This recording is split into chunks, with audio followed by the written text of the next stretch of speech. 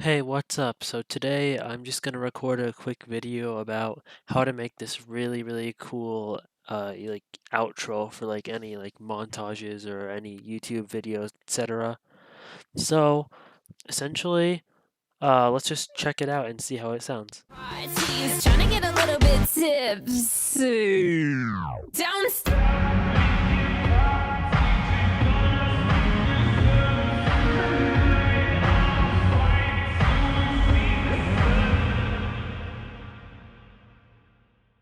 Alright, so now that we've seen that, I just wanted to show you guys the quick process. It's really easy and really quick. So essentially the first thing you want to do is kind of just sync up your video like I have to make sure that like when you fade it out all the way it's on a beat. So She's like trying to get this. a little bit tipsy. Downstairs. So right when it fades out it's on a beat here.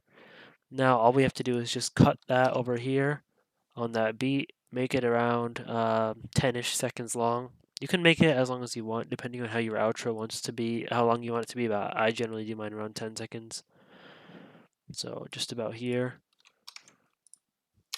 Cool, now let's move it down a track, like so. I might extend it a bit more so I can fade it, because what you want to do is fade it out just like this, and then drag this little like spline curve like so.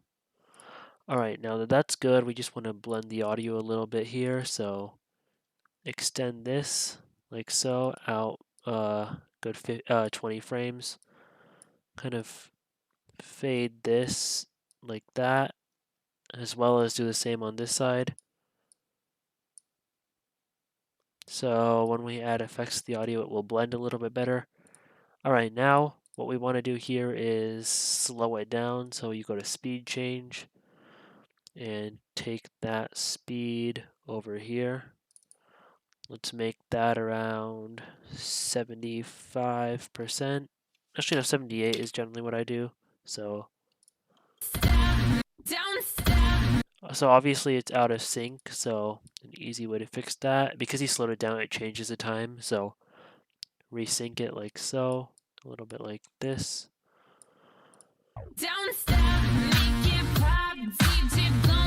So now it's back in sync. And depending on how your song is, you can slow it down and make it faster. So I might make this one like 73. You can just mess with it until you're liking, but the more you change it, you're gonna have to keep making sure it's realigned. So like this. So that sounds a bit fast per the song, so maybe something like this. And that sounds perfect. Alright, so now once we have our speed ramp done, we want to go under the audio effects, come to the search button, search pitch. Once we have pitch, we're going to drag it on, and you'll see a thing that says semitones and cents. I wouldn't worry too much about the cents. Also, don't worry about the driveway either. Change that semitones from 0. I generally go for like -5 through -7 depending on the song. I'm going to try -6 here, see how that sounds.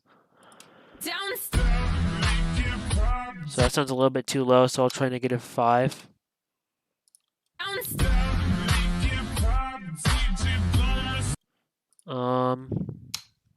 Let's try 7, depending on how it is. Yeah, so I'm gonna go with, I think, maybe like 4.5, or no, let's go with, I'm gonna go with 4 actually. So yeah, I kind of like that. I think it sounds pretty good. So in terms of the pitch, so once we have that, go ahead and compound it. Alright, now once you've done that, what you want to do is come over here. This part is optional.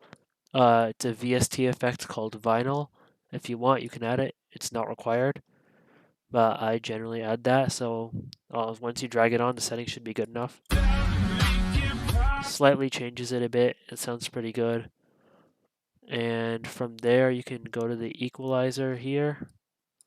Come to band 1 and 4, turn those on, and then decrease this slightly just to muffle it. So if you bring it more this way, it heavily muffles it. If you bring it over here, it muffles it a lot less. I'm gonna put it right here.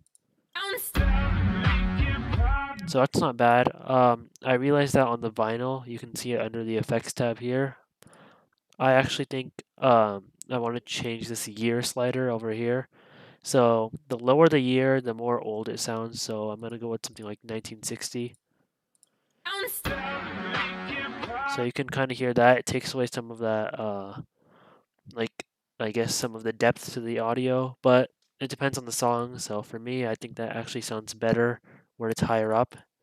Depends on the song once again. Sometimes it sounds better with that older audio. So I'll keep it at 2000. That sounds good. I'm going to compound it a second time. And then now I'm just going to go ahead and add reverb on it, like so. Um, you can copy my settings right now. These settings will be on screen. These are the perfect reverb settings. I would recommend copying all these boxes. And these are the settings that you would use to ensure that you have like a really nice sounding outro.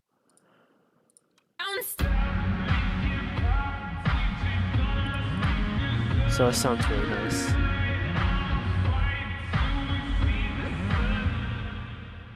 And now, obviously, if you feel like you want more reverb, just come down to this dry wet slider. The higher it is, the more reverb it is. So if I change it to like 25,